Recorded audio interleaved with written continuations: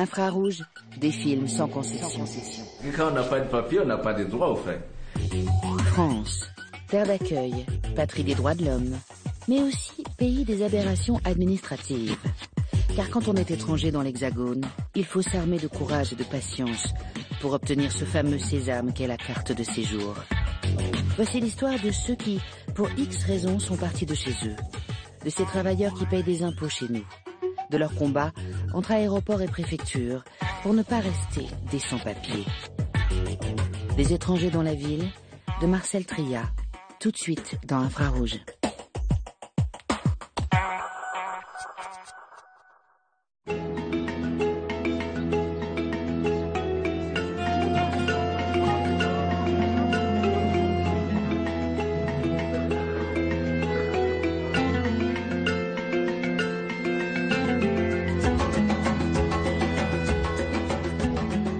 Ils sont des centaines d'étrangers qui frappent chaque jour à notre porte.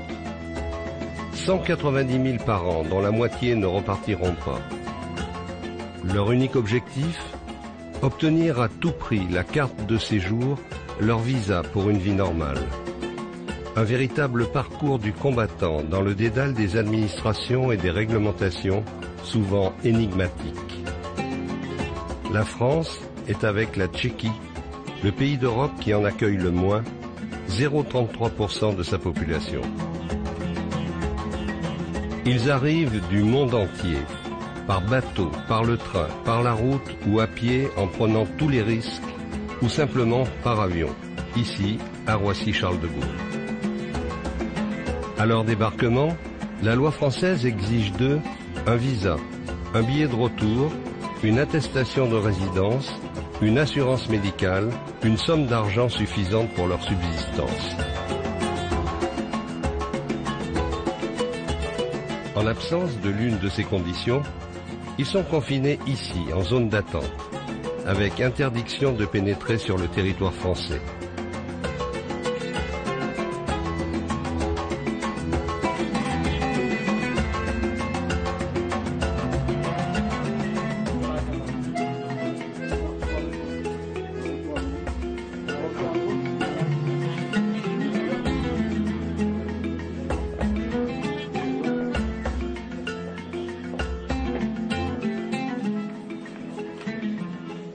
Arrivé hier matin avec sa petite fille, Awa vient de subir ce matin une première tentative d'expulsion. Vous avez refusé d'être embarqué? Oui, monsieur. On voulait vous embarquer où? Sur Conakry. Votre pays? Oui. Et pourquoi vous avez refusé? Pourquoi j'ai refusé? Parce que la famille veut circonciser ma fille. J'ai refusé. En même temps, m'a donné un mariage à un cousin que j'ai refusé aussi. Ils ne veulent pas que je me marie à un chrétien parce que le papa de ma fille, c'est un chrétien. D'accord. Et eux sont musulmans? Oui, mon cousin, lui, il est musulman. C'est cela que j'ai refusé, de me retourner. Donc cette dame est connue ici dans le cadre d'un non-respect de la réglementation, c'est-à-dire qu'elle vient pour un séjour, un court séjour en France, sous couvert d'un visa délivré par le consulat de France à Conakry. Elle vient au motif d'un séjour touristique et concrètement ne dispose pas des documents requis pour séjourner dans ce cadre. Vous m'apprenez vous-même qu'elle a des craintes vis-à-vis de sa fille. Et dans ce contexte, elle pourrait, dans une démarche personnelle, effectivement, solliciter une protection. Encore une fois, il n'appartient pas à la police de susciter cette démarche. Cela étant, avec l'assistance des associations présentes sur le site, elle peut y réfléchir, elle peut bénéficier d'un certain nombre d'informations et introduire une demande, notamment une demande d'asile, si elle l'estime utile pour son enfant. Au-delà, pour elle, si elle ne veut pas se soumettre à des traditions locales, on peut imaginer qu'elle pourrait être victime d'oppression elle-même, mais ça doit rester une démarche personnelle. Voilà. Chaque jour, des hommes et des femmes sont transférés vers l'aérogare en vue de leur expulsion. D'autres sont conduits au tribunal de Bobigny afin de pouvoir contester les conditions de leur arrestation. Il y a des moments difficiles dans votre travail? Ça arrive. Ouais. Ça arrive. Il y en a quelques-uns parce que Par exemple, on reçoit quand même un peu de misère au niveau des gens. Donc il y a des gens qui vous touchent plus que d'autres. Je pense qu'il y a des gens qui vous touchent plus que d'autres. Déjà quand c'est des enfants. Quand c'est des enfants, c'est vrai que c'est un peu plus dur ou quoi que ce soit. Et après, c'est parce que forcément on est dans un service où on reçoit des gens qui sont un petit peu perturbés par le fait qu'ils ont été qu'on leur a appris qu'ils ne pouvaient pas rentrer sur le territoire français alors que c'est ce qu'ils veulent. Et donc après c'est à nous de gérer avec l'aide de la Croix-Rouge et des différentes associations à l'étage pour pouvoir que ces gens que leur passage ici soit le plus court possible et que ça soit le moins difficile possible aussi. Non, mais pareil, c'est vrai que c'est des gens qui arrivent de partout, donc on peut pas être insensible à la misère du monde. Hein. Ça peut être des pays qui sont en guerre, ça peut être des gens tout simplement qui viennent migrer parce qu'ils savent qu'ici ils ont ce qu'ils n'ont pas chez eux. C'est vrai que, comme disait mon collègue, il y a des gens qui sont plus touchants que d'autres, des histoires qui sont plus touchantes quand ça touche notamment des enfants qui se demandent un peu ce qu'ils font là. Ils suivent leurs parents, ils n'ont rien demandé. Ici, on touche au domaine de la liberté. C'est un peu bizarre de dire à quelqu'un, non, toi t'as pas les documents, donc non, tu vas pas venir ici habiter là. Pour moi, voilà, moi je suis ici, je suis à ma place. Ouais. On me dit des fois que je fais un peu assistante sociale ou même Mère Teresa, mais je m'en fiche. J'aime les gens, je fais mon travail. Je suis à ma place.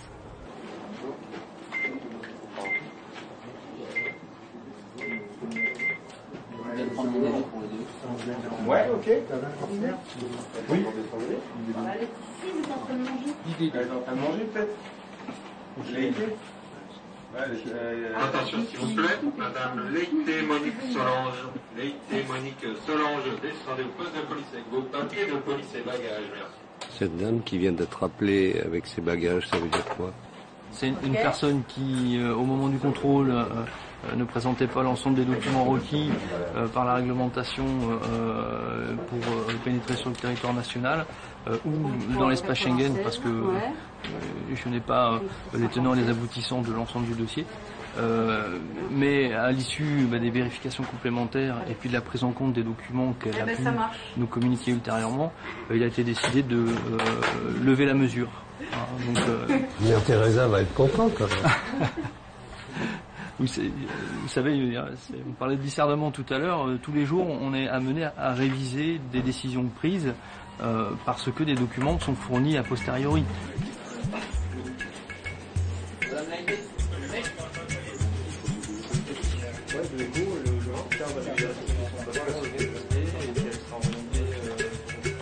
Ça y est, c'est fini, madame. Au revoir. Au revoir.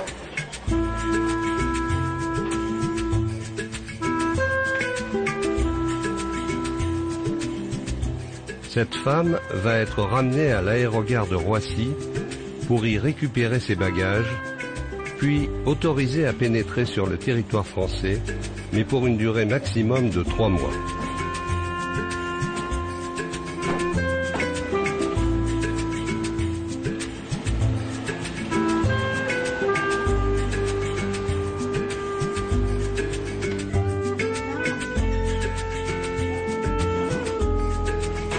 C'est bon, madame?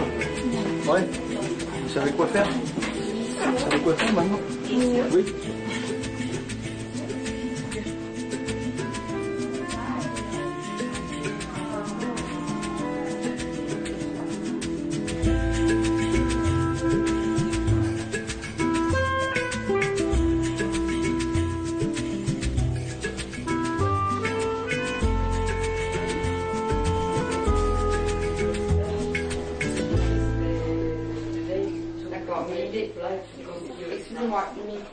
Je ne veux pas que ma fille subisse la même chose.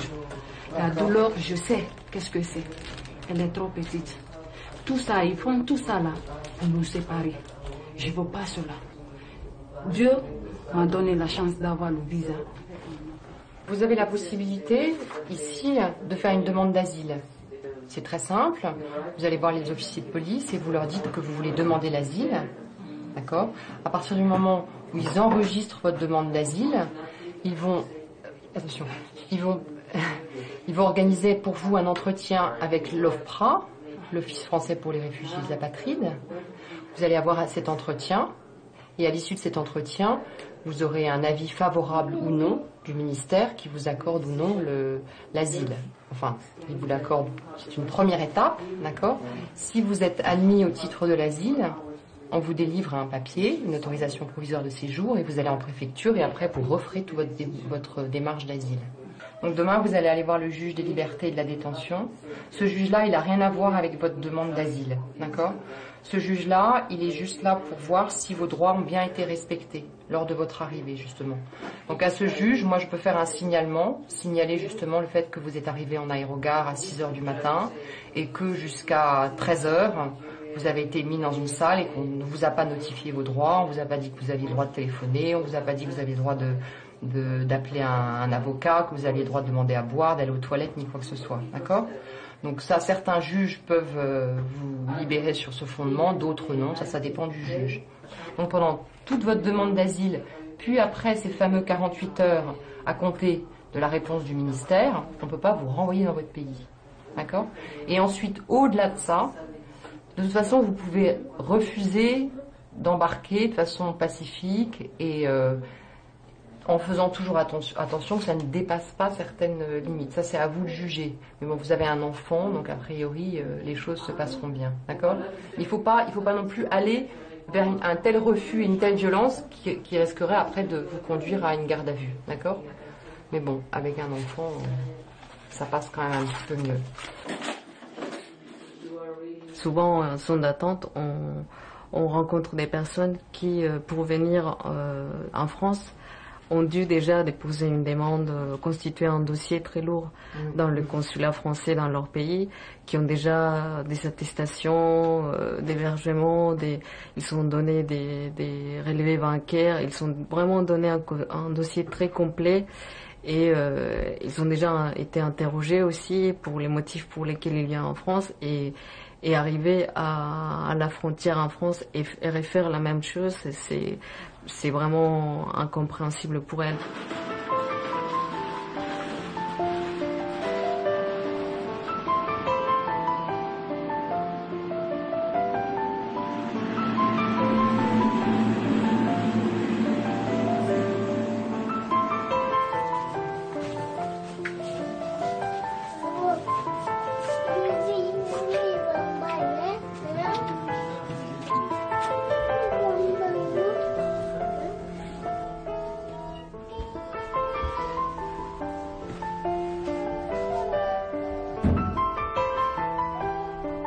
Le lendemain matin, Hawa sera libérée sur ordre du juge des libertés et de la détention et autorisée à présenter une demande d'asile. Alors commencera pour elle une procédure compliquée qui peut durer plus de 2 ans, avec interdiction de travailler. Elle bénéficiera d'une indemnité de 300 € par mois environ.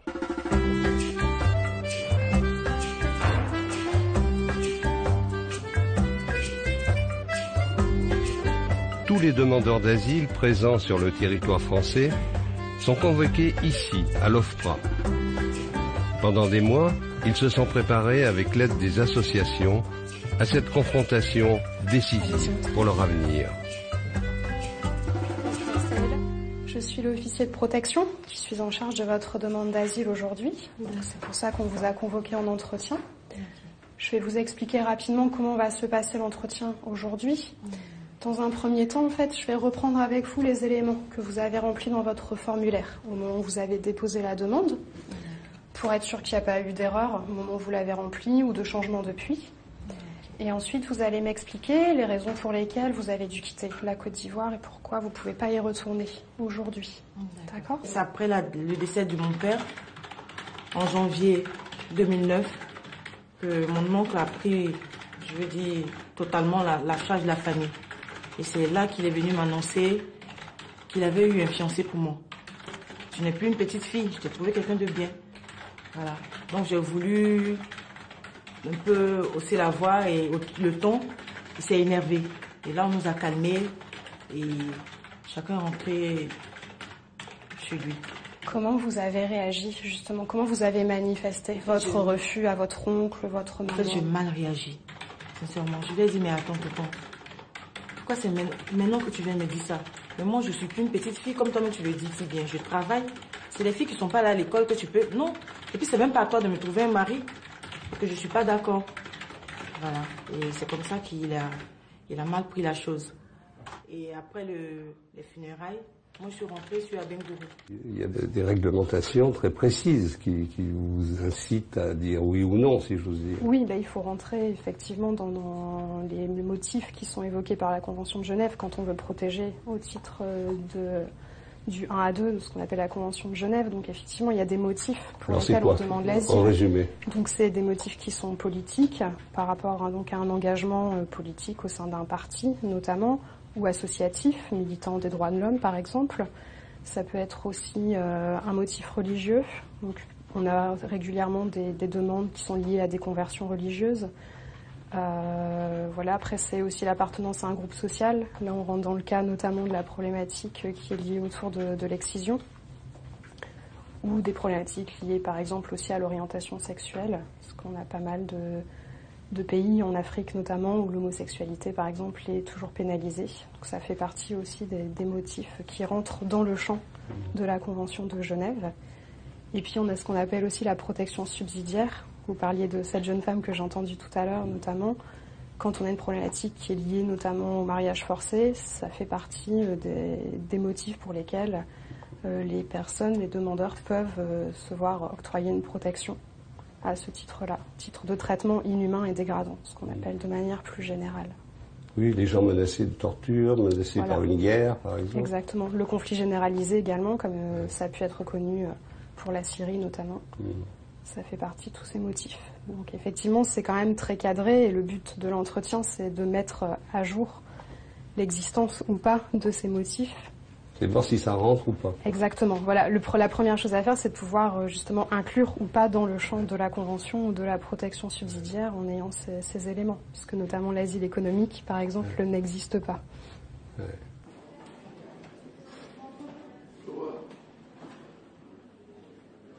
Environ 9 sur 10 des demandeurs d'asile sont récusés par les officiers de l'OFPRA. Mais ils bénéficient d'une seconde chance, la CNDA, la Cour nationale du droit d'asile.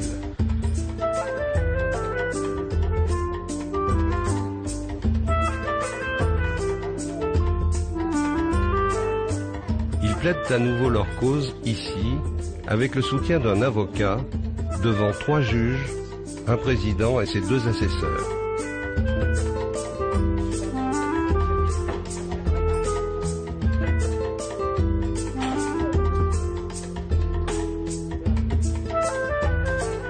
Chaque mercredi à 18h, le verdict tombe.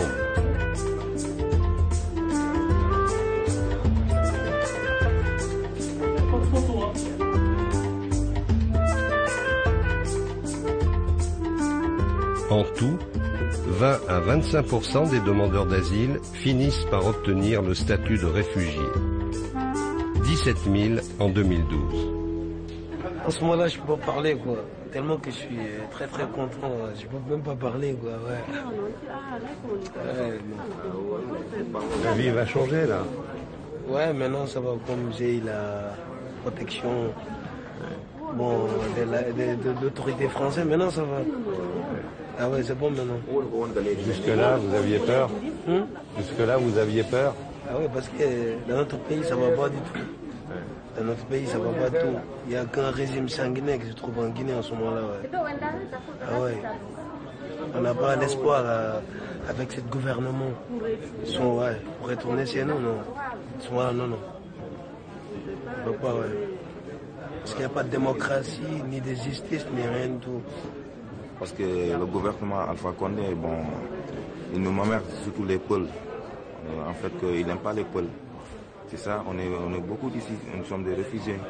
Si on retourne chez nous, bon, on attaque, on nous tue. Surtout comme moi, si je retourne ma fille, on me tue. Hein. C'est ça, je ne retourne jamais. Et dites-moi un peu comment, les difficultés pour avoir le statut. Les difficultés que tu peux rencontrer, bon. Ça veut dire, bon, quelquefois ils te croient, quelquefois ils te croient pas. C'est difficile, bon, tu viens ici, tu n'as pas de preuves. Tu es sorti illégalement dans ton pays. Tu peux pas amener, tu peux pas rapporter des preuves et tout là. Tu n'as plus de contact, tu vois.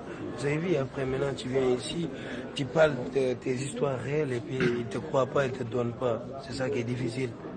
C'est ça simplement qui est difficile, ça c'est difficile, oui. Parce que vous avez été rejeté à l'OFPRA déjà. Oui. Et CNDA, ça a marché. Ça va, oui. Oui, ça a marché, oui. Ouais.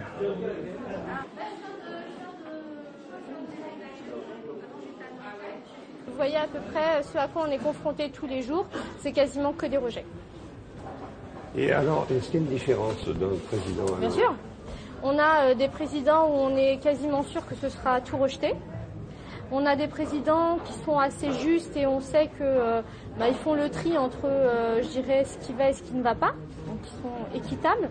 Et on a des présidents qui sont bienveillants, il n'y en a pas beaucoup.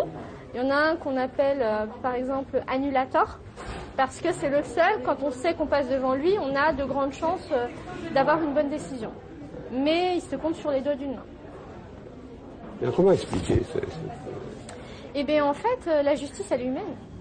Donc, chaque juge décide, apprécie les faits. Et puis, c'est pour ça qu'on se plaint ici, c'est qu'on n'a pas d'uniformité. On ne sait pas sur quelle base les décisions sont prises.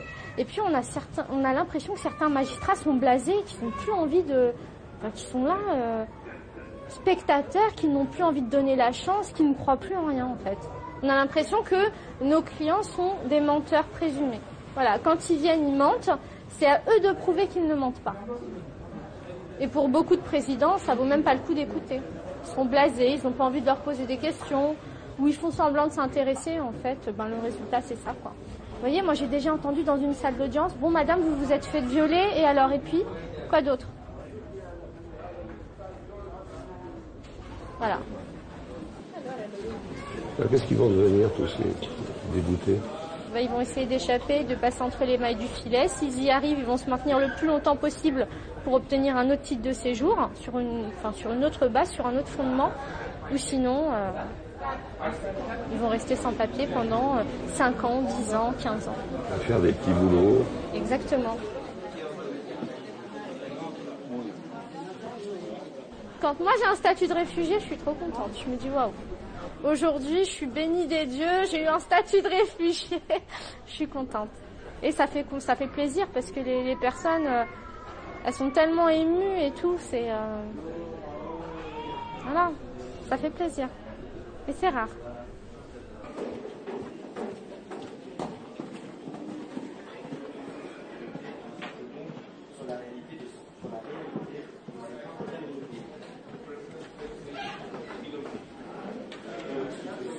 Est-ce que la France peut accueillir beaucoup de réfugiés ? Ma réponse à moi est oui. Pourquoi ? Parce que il y a 10 à 12 millions de réfugiés dans le monde. 77% se trouvent en Asie ou en Afrique. On ne peut donc pas dire qu'il y ait un afflux de gens du Sud sur le Nord. On est à une époque où la mondialisation est aussi celle des hommes et où il faudrait faire prévaloir la préoccupation de protection sur celle de contrôle des flux et de sécurisation, notamment en Europe, de l'espace Schengen.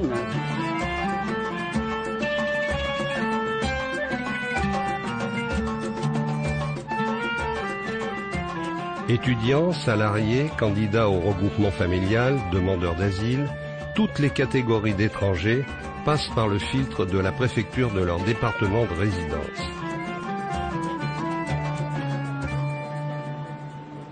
Vous êtes de quel pays ? Je suis de Tunisie. Vous êtes arrivé quand en France ? En 2008, en août 2008. À quel titre vous êtes venu en France ? Pour finir mes études, en fait, j'ai eu un bac +2 en Tunisie et j'ai voulu après finir sur un diplôme d'ingénieur en France, en informatique. En informatique. Okay. Donc, les études se sont terminées. Voilà. Donc après, ça commence la recherche d'emploi. Donc là, j'ai trouvé une offre sur Pôle emploi pour une boîte sur Paris. J'ai postulé, on m'a pris pour la boîte, j'ai signé le contrat. J'ai commencé à bosser avec mon titre d'étudiant vu que j'avais un quota horaire sur l'année et entamé en parallèle une démarche de changement de statut. Donc c'est là après déjà que je commençais à travailler au mois d'octobre, c'est le verdict de la direction de travail. Refus de changement de statut et la cause c'était que le salaire affiché sur Pôle emploi était supérieur à celui du contrat. Donc là, entre parenthèses, ils ont trouvé que l'étranger il s'est trouvé lésé par l'entreprise. Et du coup, direction de travail refus et on promeut l'OQTF. C'est-à-dire l'obligation de quitter le territoire français. C'était juste la période de la circulaire de M. Claude Guéant. C'est-à-dire que c'est vous qui êtes lésé et c'est vous qui êtes puni. Et voilà. En gros. Parce que le Pôle emploi proposait combien?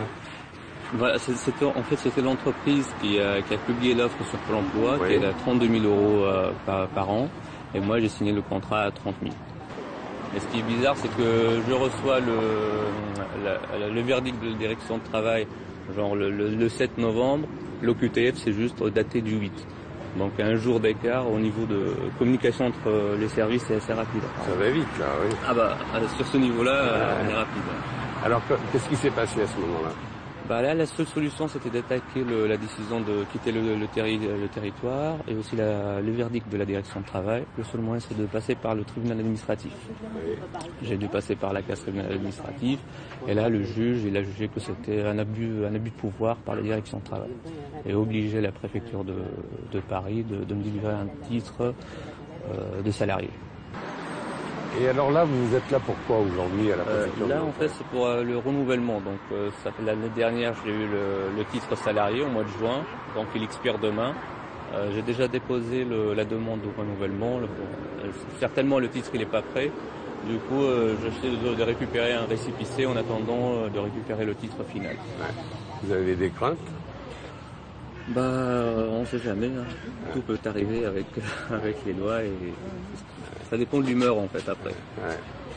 Et alors, pourquoi Nanterre? Vous avez changé de département? J'ai déménagé en fait. D'accord, ok. Bon, bah tout à l'heure alors. Tout à l'heure, on verra comment ça va se passer. Merci. Ouvre la troisième porte s'il te plaît. Ouvre la porte s'il te plaît là-bas.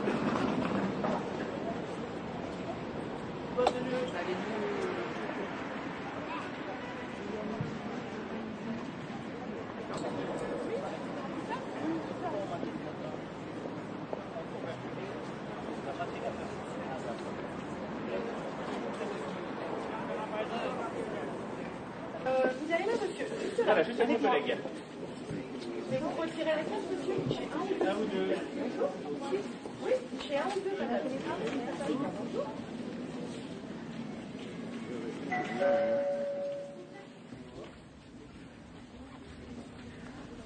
Bonjour, c'est pour une demande de renouvellement. Le renouvellement? J'ai envoyé le dossier et là, elle expire demain en fait. D'accord. Vous savez que vous êtes en retard? Depuis. Ah, il fallait venir 2 mois avant. C'est déjà envoyé, Vous l'avez déjà envoyé? Oui, oui. D'accord. Donc vous venez en fait vérifier si votre carte est prête. Voilà, si elle est prête ou bien récépissé. Donc là, vous êtes trompé de guichet, monsieur. Je vais vérifier, mais vous êtes trompé de guichet. Oui, c'est... Donc votre carte est prête. Hein. Ok. Va falloir retourner au guichet 1 ou 2, okay. D'accord. Vous allez chercher d'abord les timbres au trésor public, 106 €, et vous représentez voir mes collègues. Ok, ça marche. Je vous remercie. Je vous en prie, au revoir, monsieur. Au revoir. Guichet 1, 106 €, il faut chercher... Oui, mais par contre, il faut que vous preniez un ticket, monsieur. Hein. Ah, où est-ce que je peux le prendre? À l'accueil. À l'accueil, juste à l'accueil. Ok, merci. Bon, un nouveau ticket à l'accueil et après chercher les timbres.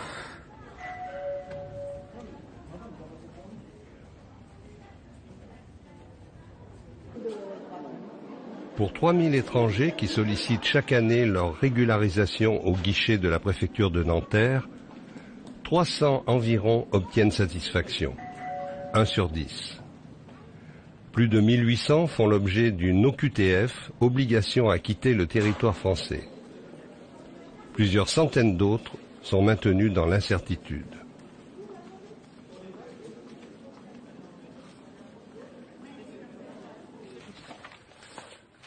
Les derniers avis d'impôt.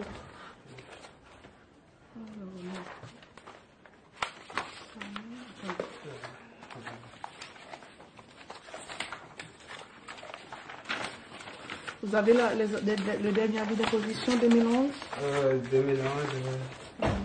2009, c'est bon. 2010, ok. Alors, aujourd'hui, vous faites une demande quoi? Vie privée familiale ou salarié? Salarié. Vous travaillez actuellement? Pas mon nom, quoi. Ah, vous avez une fausse carte ou... Non, pas une fausse carte. Non, de copain, de cousin? Oui. Ok. Et vous travaillez depuis combien de temps? Je viens de commencer la semaine dernière même. Avec la carte du copain? Oui. Vous avez commencé là en 2013? En 2013. Vous avez jamais travaillé auparavant? J'ai travaillé. Avec des fiches de paye, oui. J'entends. Oui, avec des fiches de paye. Moi, j'ai travaillé de 2004 jusqu'à 2010. Ok. À votre nom? De 2004 à 2010? Oui. Vous avez des preuves de présence depuis votre entrée en France, depuis 2004? Oui, c'est tout ça. Tout y est? Ça justifie. D'accord. Là, vous me dites actuellement, vous travaillez au noir. Vous faites quoi comme travail? Non, je ne travaille pas au noir, je travaille en autre question d'autre. Oui. Vous faites quoi comme travail? Je suis maçon.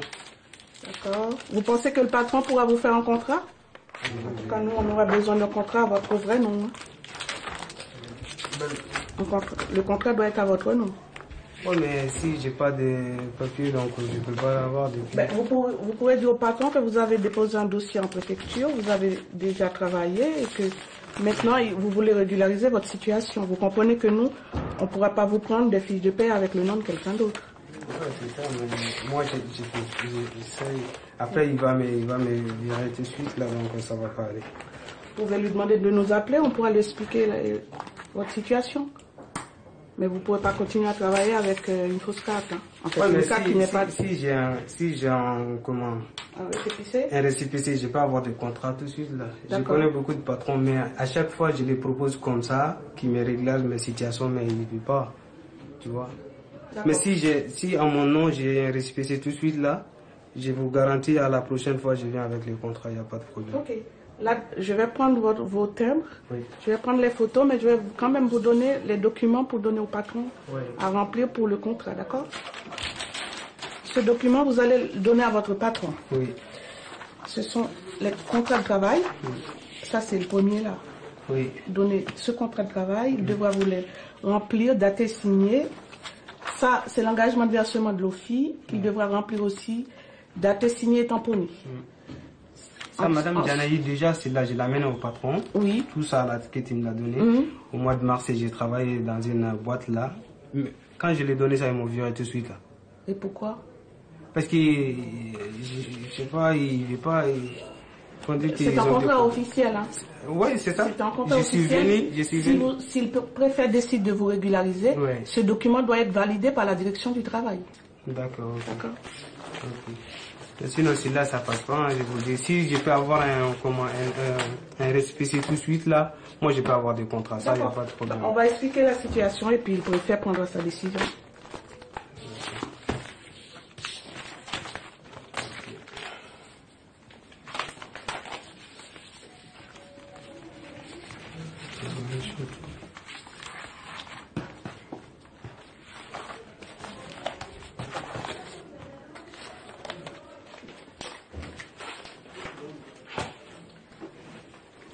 Là, ça sera dans 3 mois. Dans 3 mois, oui. Vous passez directement. À lundi ou vendredi, comme c'est indiqué sur le reçu que je vous ai donné. D'accord. Okay. Vous passez directement ici, c'est sans rendez-vous. Il y a une permanence. Ok. Merci beaucoup.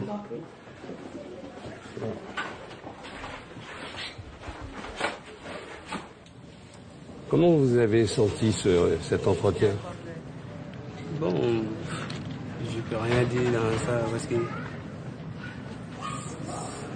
c'est comme ça tout le temps. Je viens, ils m'ont donné des rendez-vous et puis je reviens, c'est les mêmes histoires. Donc, vous êtes venu plusieurs fois déjà? C'est la 3e fois que je viens. Pour raconter la même chose? Voilà, pour raconter la même chose.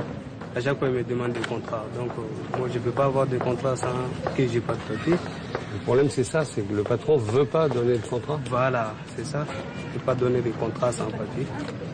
Il faut avoir des papiers, comme ça il va te donner des contrats. Donc on tourne en rond, quoi. Voilà, c'est ça. À chaque fois, on tourne en rond. Pas de papier, pas de contrat, pas de contrat, pas de papier. Pas de papier. Ça fait 10 ans que je suis là. J'en ai fait 2 fois.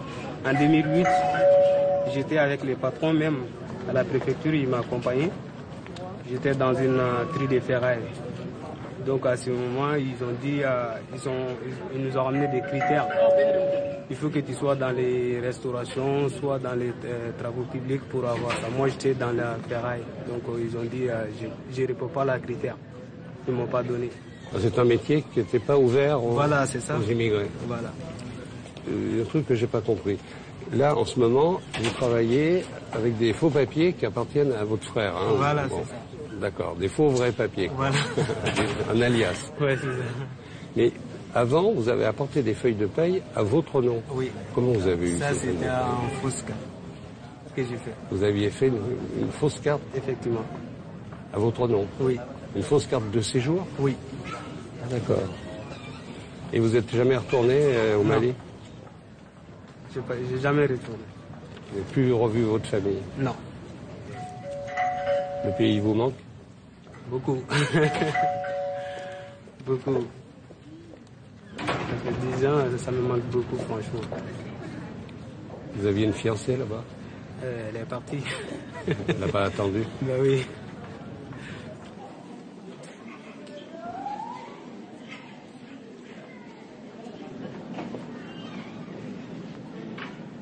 Ce qu'on constate, c'est que la plupart de ces hommes et de ces femmes travaillent, parfois, souvent, même avec des faux vrais papiers, payent des impôts, payent des cotisations sociales, voilà, donc là, et font des travaux utiles à la France. Donc c'est la raison pour laquelle on a une circulaire qui est sortie donc à la fin de l'année dernière, le 28 novembre dernier, du ministre de l'Intérieur, qui prévoit les critères de régularisation pour des personnes qui sont entrées en France, qui sont en France depuis au moins plus de 5 ans, pour lesquelles ces personnes qui travaillent au moins depuis 2 ans, qui pourront être régularisées au titre de ce qu'on appelle la régulation salariée, donc au titre du travail. Et puis vous aurez des personnes qui pourront être régularisées au titre de la vie privée et familiale, parce qu'elles sont parents d'enfants scolarisés, parce que ce sont des personnes, des étrangers qui sont mariés avec des étrangers en situation irrégulière, qui sont mariés avec des étrangers en situation régulière. Donc c'est ce qu'on appelle l'immigration familiale. Donc vous avez un certain nombre de critères que prévoit la circulaire pour justement assurer cette régularisation. 400 000 étrangers environ vivraient en France sans permis de séjour ni de travail. Un chiffre stable depuis plus de 30 ans. Malgré les régularisations et les expulsions. Ils sont de plus en plus nombreux à être diplômés. Ils assurent des travaux non délocalisables et souvent délaissés par les Français, et ils vivent dans la hantise d'un contrôle de police ou de gendarmerie. Beaucoup parviennent à y échapper, mais ils sont maintenus dans une situation précaire de salariés sans droit.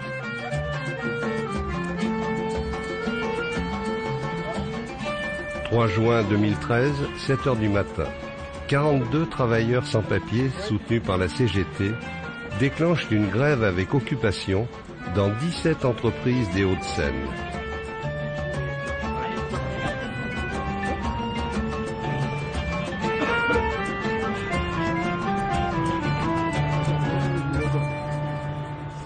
Eh bien, il va falloir que vous appeliez votre direction régionale, la direction nationale. Vous êtes dans le cadre d'un mouvement collectif sur le département de travailleurs sans papier, organisé par la CGT. Les camarades en grève vont rester là, dans leur agence. Bon, vous êtes en France tous depuis combien de temps? Jusqu'à 7 ans et demi. 7 ans et demi. Ouais. Voilà, 5 ans. 3 ans. 3 ans. 5 ans, 3 mois. 5 ans, 3 mois. 10 ans. 10 ans. Ouais. 5 ans. 6 ans. Parce que là, ça fait 5 ans. D'accord. Et vous travaillez tous? C'est tout. On travaille tous. Moi, ça fait 3 ans que je travaille à l'école. Ouais. Et dans quelle qualification? 3 ans, travaux publics. Travaux publics. Je fais 1 an de travaux publics à l'école. Travaux publics aussi? Ouais. Non, je suis dans la restauration. Restauration. Restauration, 3 ans. Ouais. Et vous avez des papiers? Non. Alors, c'est pour ça que nous sommes là, justement. et est-ce que vous avez des fiches de paye? Si, on a des fiches de paye. Alors comment vous faites? Ben, on travaille... comment on fait pas? Ben, pour avoir des fiches de paye, puisque vous... on travaille avec un nom d'emprunt. Un alias, comment on dit? Alias, oui. Un faux nom. Oh, oui, enfin, un vrai faux nom. Un vrai faux nom. Et est-ce que vous avez demandé à avoir des papiers Si. Moi, par exemple, je prends mon cas. J'étais dans le mouvement de 2009 dans le Val-de-Marne. Bon, ça a été rejeté, on ne sait pas pourquoi, alors qu'on avait même les CERFA, tout et tout. Les CERFA, qu'est-ce que c'est? Les CERFA, c'est les contrats. Contrats de travail. Contrats de travail que l'employeur délivre pour notre régularisation. C'est-à-dire qu'il veut... il veut qu'on continue de travailler tranquillement avec le papier. Ouais. Et ce patron-ci, là, Adéco, oui. Vous lui avez posé la question? On ne lui a pas posé la question directement, mais bon. Notre présence, parce qu'on ne peut pas le faire autrement que de venir en groupe, parce qu'on sait souvent la réponse, on a été habitué à ça. Chaque fois qu'on est venu seul, on a dit non, tu arrêtes le travail, et puis allez, c'est fini. On a été habitué à ça. Donc c'est pour ça qu'on vient en groupe, on a trouvé une solution de venir en groupe, parce qu'on sait que c'est comme ça qu'on peut avoir les CFA. Voilà. Sinon, si vous demandez tout seul... Non, c'est viré là. C'est viré. Et pourquoi vous êtes venu en France? On a des parents au pays qui souffrent comme nous. Nous, on est là pour vous, pour nos parents et pour les aider à certaines situations. Vous n'avez pas l'intention de partir? C'est pas qu'on... la preuve, quand on est régularisé, on ne demeure pas ici. Souvent, on est au pays, souvent, on est ici. C'est pour faire des allées et venues. Ouais. On travaille, il faut compléter tout avec un document enfin, pour qu'on puisse bouger tranquillement, libre, dans la tête. Tout ce qu'on demande. Sinon, on travaille déjà, on est déjà intégré par le travail. On contribue, on paye l'URSSAF, on paye tout. Qu'est-ce que vous payez? Les impôts, tout et tout. On paye tout. Les impôts? Les impôts? On paye les impôts, tous, ici. On paye les impôts. Comment? Les cotisations? On paye tout, comme un Français. On paye tout. Tout ce qu'un Français paye, tous les salariés le payent ici en France. Les fiches de paye le montrent largement. Il y en a qui sont mariés parmi vous? Oui. Et la femme est ici en France? Non, au pays.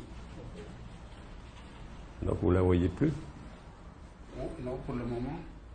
Depuis combien de temps? Depuis 5 ans. Depuis 5 ans, vous n'avez pas vu votre femme? Oui. On n'a pas le choix. On pouvait partir, mais pour revenir, on ne peut pas sans papier. C'est l'amour par téléphone, alors? Voilà.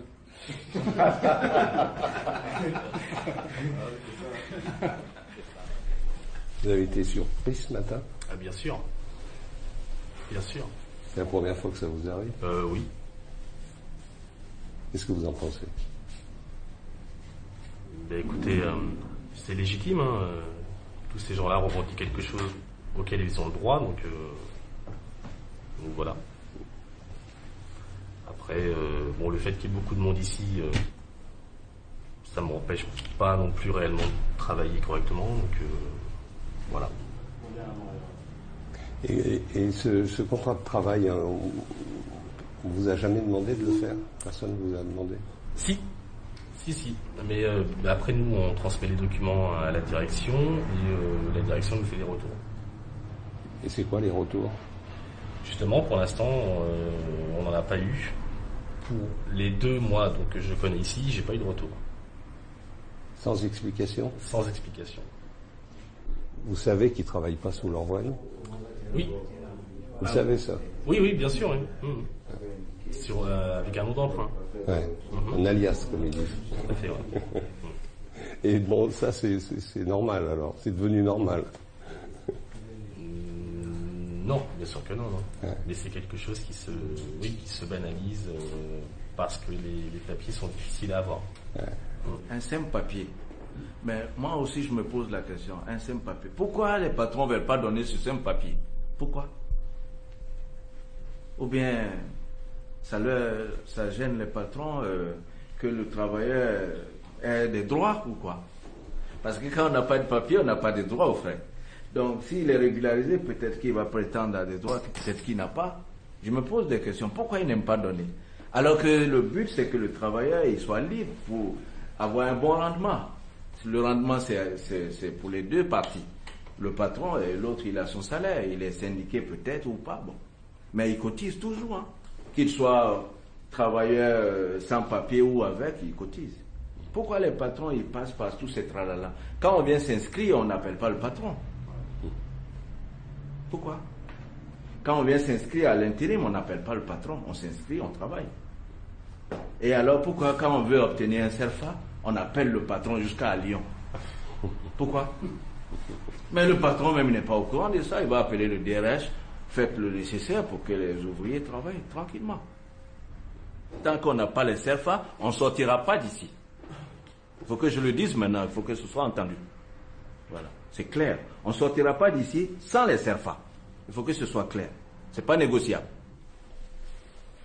C'est trop stressant de travailler sans carte de séjour ici quand même. C'est très très stressant. Donc, la liberté, le travail, il n'y a pas de souci. On veut les CERFA. C'est tout ce qu'on demande. Voilà.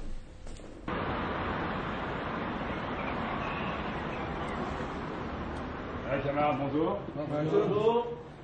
Ça va?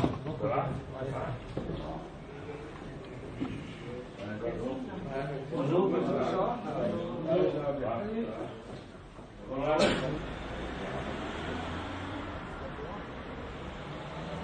Entre-temps, la directrice régionale d'ADECO est arrivée et les négociations avec le syndicat ont commencé. Alors comment s'est passée cette négociation? Oh, je dirais dans un premier temps très classique pour une direction régionale d'intérim. Un petit peu de menace, un petit peu d'agressivité, mais en même temps une volonté de voir les choses s'apaiser au plus vite possible. Et est-ce que la préfecture a réagi déjà? J'ai pas encore l'information. J'ai pas encore l'information. Je pense qu'elle est au courant, mais j'ai pas l'information. Je peux pas confirmer qu'elle. Parce que tout le monde va se concerter maintenant. Ah ben là maintenant ça va être le grand jeu de coup de téléphone là. Ouais. Là c'est les portables chauffent. Il faudrait pas que nos opérateurs tombent en panne parce qu'on va rester quelques jours.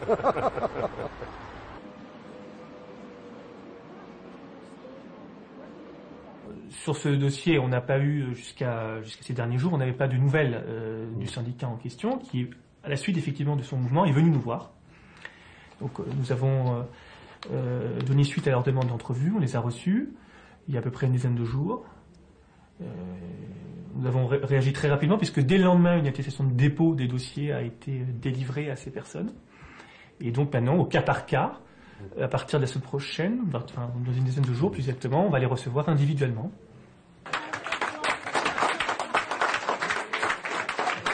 C'est grâce à la force et le courage de tous ces gens qui sont là qu'on est parvenu à venir à ce jour. Et au début, c'était une aventure pour nous. Et pour certains, c'était de l'utopie. Pour d'autres, même aujourd'hui dans la salle, qui pensaient même que c'était des choses irréalisables. Un rêve pour certains. Et ce rêve-là, aujourd'hui, s'est réalisé. D'où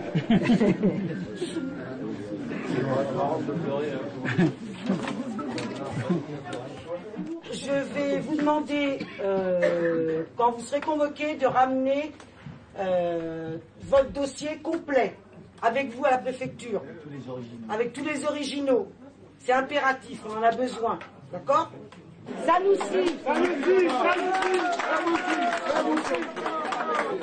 Adeko. Allez, Sanoussi.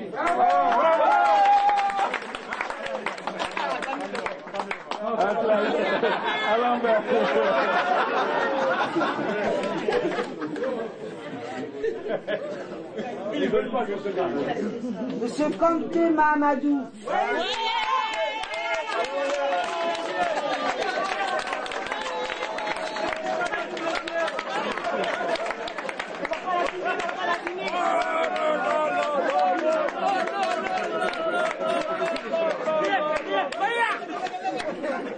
Ne n'appuie pas ta convocation.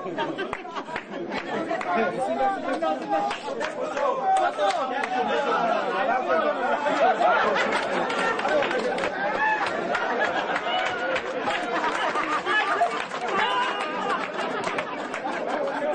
je pense que ce bout de papier aujourd'hui, beaucoup vont dormir jusqu'à même ronfler. Et c'est ça qui est important.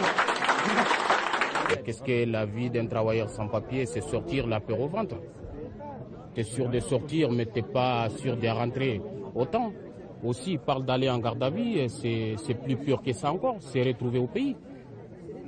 Tu sors et tu t'es expulsé directement. On ne peut pas dire que les patrons ne sont pas au courant de la situation. Un mec qui vient travailler en alliance avec un autre, le mec il le sait, le patron il le sait. Il te demande même de ramener le papier d'un frère ou d'un cousin qui t'embosse là-dessus. C'est toi-même qui as peur, qui dit non. Ils s'en foutent, ils sont au courant de la situation. Donc c'est une exploitation de l'homme qui continue. Depuis autant qui continue jusqu'à là encore. En plus, la France, en tant que pays des droits de l'homme, on devait dire stop. S'ils avaient fait la démarche tout seuls, on peut estimer qu'à 30%, les patrons auraient pu donner des papiers, enfin les papiers, les CERFA. 70% ils se faisaient licencier. Ouais. C'est à peu près la proportion qu'on voit régulièrement dans les discussions qu'on a. Hein.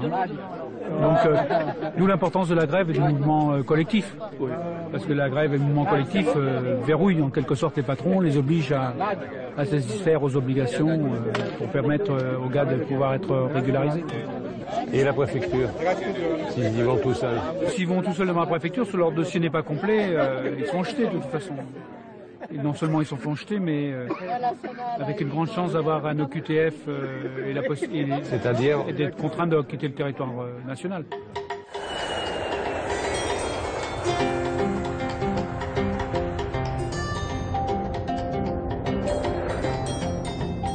Ceux qui n'ont pas réussi à régulariser leur situation, s'ils sont interceptés par les forces de l'ordre, peuvent être transférés en centre de rétention administrative en vue de leur expulsion. Ici, au centre de rétention. Ici. Ouais. Première fois ici. Okay. On va prendre la photo. Mettez-vous debout. Voilà. Donc, je vous prends en photo tout simplement parce qu'on va vous faire une petite carte. Comme ça, quand vous vous déplacerez, vous présenterez votre carte et votre photo dessus. D'accord? D'accord. Les collègues ils vont arriver, vont vous donner, vont vous expliquer un peu plus comment ça se passe. Moi, je suis le responsable du CRA. Je suis le chef du CRA. Le chef d'ici. Hein? Donc, on est venu, mais donc, on va vous faire une entrée. Hein? Il y aura du monde, il y aura la caméra à côté qui vous filmeront. Hein? Et si vous ne voulez pas, vous le dites. Hein? Vous êtes quelle nationalité? Cap-Vert. Cap-Vert? D'accord. Cap-Verdien. Il n'y en a pas beaucoup de Cap-Verdiens. Allez, j'espère que pour vous c'est rare. Allez, ça va le faire. Merci.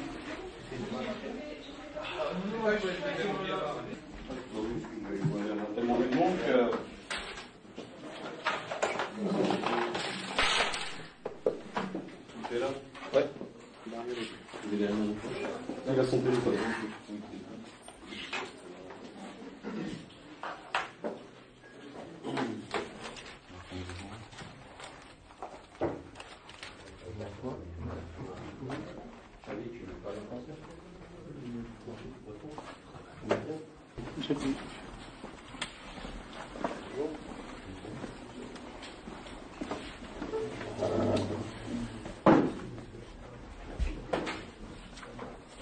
Vous avez des choses dans les poches, monsieur? Non. Non? Vous avez quoi?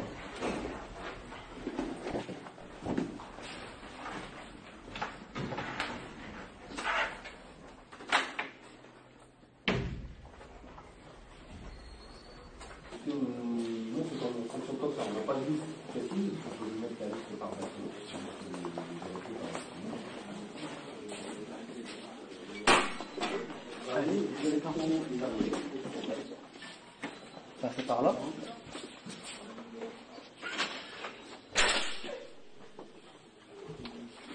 Donc là, tu peux me montrer la carte, la petite carte. Si tu as des amis qui peuvent te rendre des documents, qui veulent te voir, ça c'est l'adresse.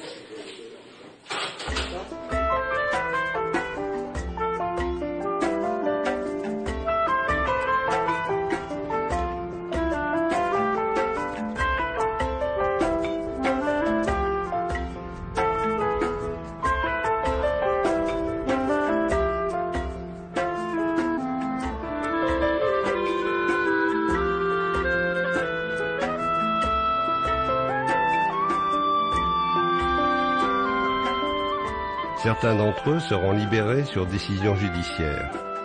D'autres parce que leur pays d'origine s'oppose à leur retour.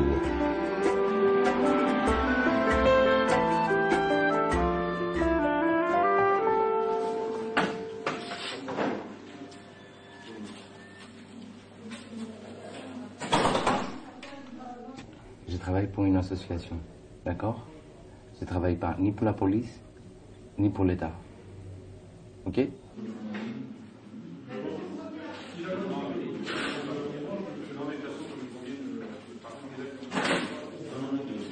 Donc vous arrivez au Portugal en 2006 et qu'est-ce que vous faites?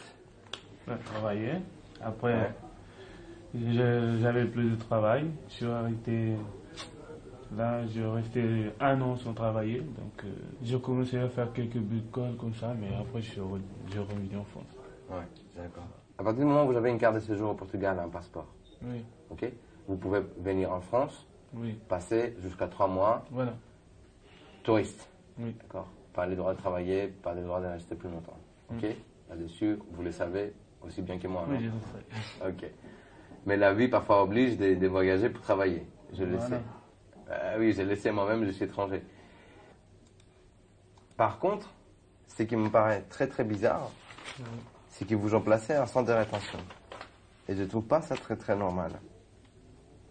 Parce que vous avez un passeport, vous avez une carte de séjour, et vous avez même une adresse. Oui. Pourquoi le préfet n'a pas dit, bah, écoutez, je vous assigne à résidence, vous avez un domicile, vous avez des garanties? Ça, je sais pas. L'attente à la liberté individuelle qui est l'enfermement, pour moi, c'est une atteinte très, très grave au droit de la personne. Et pour moi, personnellement, c'est plus qu'une attente à la liberté individuelle, à un droit. Il n'y a pas de bon lieu d'enfermement pour moi. Ils sont en situation irrégulière. C'est tout. C'est même pas un délit aujourd'hui. C'est une situation administrative. En 2012, plus de 51 000 étrangers sont passés par les centres de rétention français pour une durée pouvant aller jusqu'à 45 jours. Chaque année, environ 30 000 étrangers doivent quitter la France de gré ou de force. Commandant, c'est pas un peu obsédant de vivre toutes ces journées dans un endroit pareil? Ah, mais la vie d'un CRA de l'intérieur, c'est quand même c'est un petit village, une petite ville avec tous ces... il y a des joies, il y a des problèmes, il y a des administrés non retenus qui sont... moi je suis un peu comme le maire du petit village et il faut que tous mes administrés soient contents, quoi. Et moi j'essaie de faire régler que les choses se passent le mieux possible dans le meilleur des mondes. C'est difficile d'être content quand on est enfermé, quand même. Non, mais on essaye de faire au mieux, de le faire passer, entre guillemets, la pilule, mais on essaye de faire passer les moments qui restent là le mieux possible pour les retenus, qui puissent ressentir le moins de stress, le moins de contraintes possibles. Et c'est vrai qu'il y a la contrainte de l'enfermement, il y a une mesure de coercition quand même. Et puis la menace qui pèse sur eux. Ah, la menace, c'est l'éloignement qui les taraude tous les jours. Ça, c'est vrai, c'est leur obsession. C'est leur obsession. Ils essayent par tous les moyens d'y échapper, par tous les moyens légaux, évidemment, en essayant de se défendre devant les juridictions. À chaque fois, à chaque passage, pour eux, c'est une porte de sortie éventuelle possible. Oui. Et avec tous les avions qui passent. Ah, mais ça, c'est vrai qu'on est en bout de piste de Roissy, évidemment, ils voient la menace qui tourne autour d'eux. C'est un peu comme les vautours qui tournent autour de la proie, quoi. Mais c'est vrai que c'est un peu, c'est stressant, évidemment, c'est stressant. S'ils quittent leur pays d'origine, c'est pour essayer d'améliorer leurs conditions d'existence, c'est vrai. Ils sont prêts à tout, déjà pour partir et après pour résider ici. Mais bon, ils se rendent vite compte que la situation est compliquée aussi en Occident, hein. Idéaliser la chose, c'est compliqué. Pour eux, ils se rendent compte vite qu'ils ont beaucoup d'obstacles à franchir, quoi. Surtout quand il y a la barrière de la langue qui les gêne beaucoup, et après il y a beaucoup de gens qui en profitent aussi. Les employeurs, le travail simulé, plein de choses, quoi. Des trafiquants de documents, des trafiquants à tout niveau. ils sont un peu abusés des fois. Ouais, c'est des gens fragiles et faciles à exploiter. Et bien sûr, et quand ils sont lésés, c'est difficilement pour eux, ils vont pas voir la police évidemment parce qu'ils n'ont pas de documents. Donc, pas se plaindre. Ce sont des proies. Mais il y en a, ils sont très très déçus. Ils pensaient à obtenir plus facilement de papier, mais bon, il y a une législation, il faut s'y conformer. Et nous, paf, la police aux frontières, on s'en occupe. C'est une mission de la police nationale, bon, une mission comme une autre. Pour ces hommes et ces femmes, c'est la dernière étape.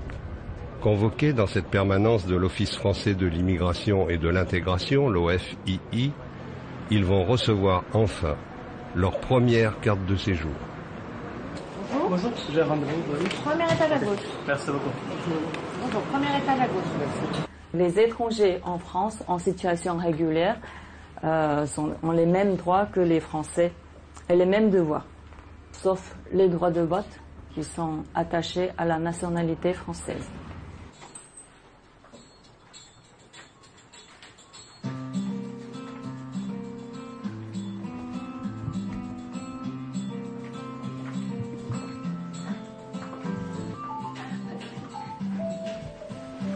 Chaque année, comme vous, près de 140 000 étrangers venus de cultures différentes s'installent en France. Comme tout pays, la France et les Français sont attachés à une culture et à des valeurs fondamentales. Pour vivre ensemble, il est nécessaire de les comprendre et de les respecter. Dans le couple, la femme et l'homme sont égaux et prennent les décisions familiales en commun. Le père et la mère exercent ensemble l'autorité vis-à-vis de leurs enfants.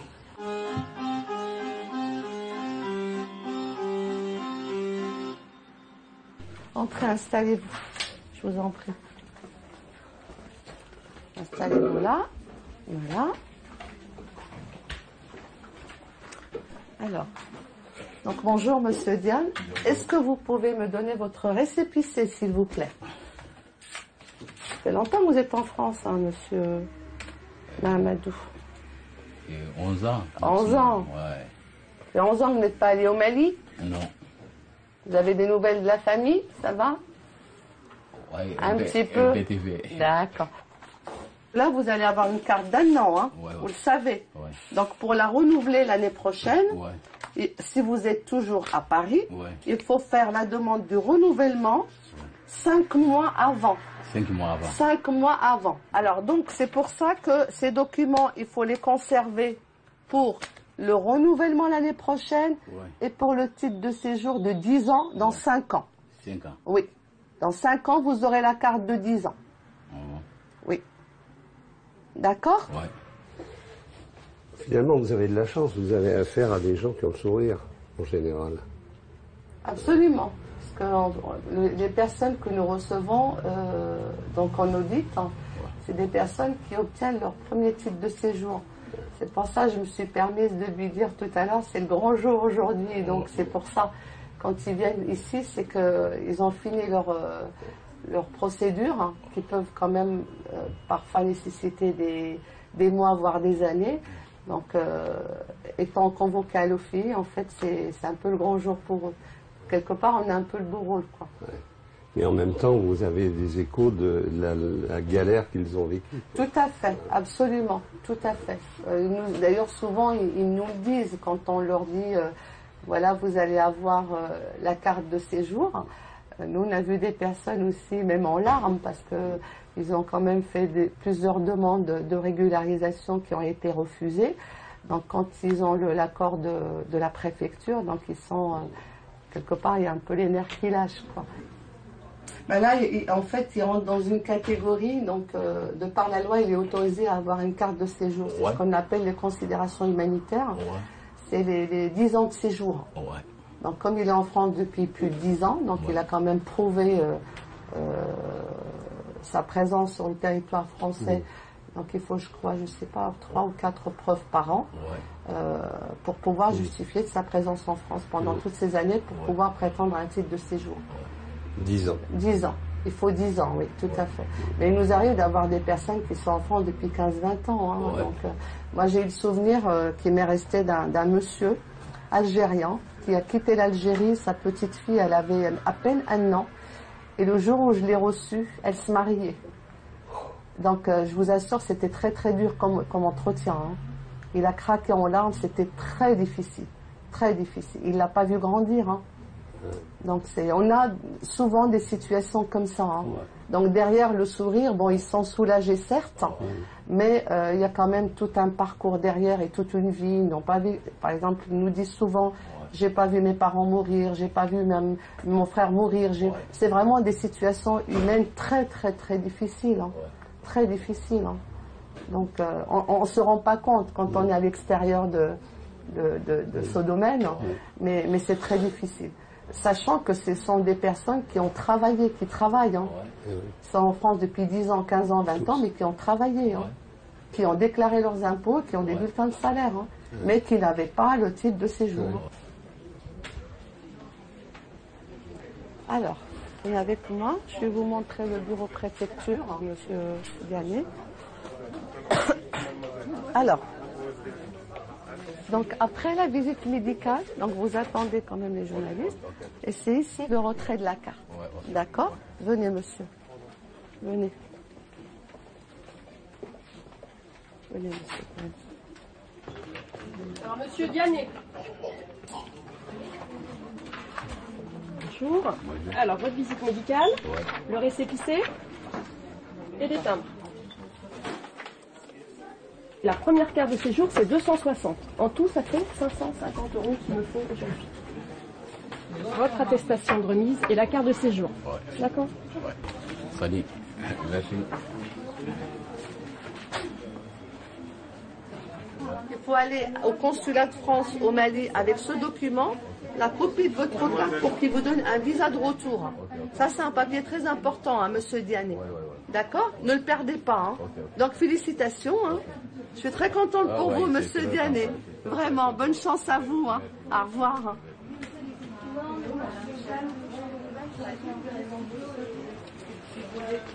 Alors, comment elle est, cette carte? Hein? Montre-moi.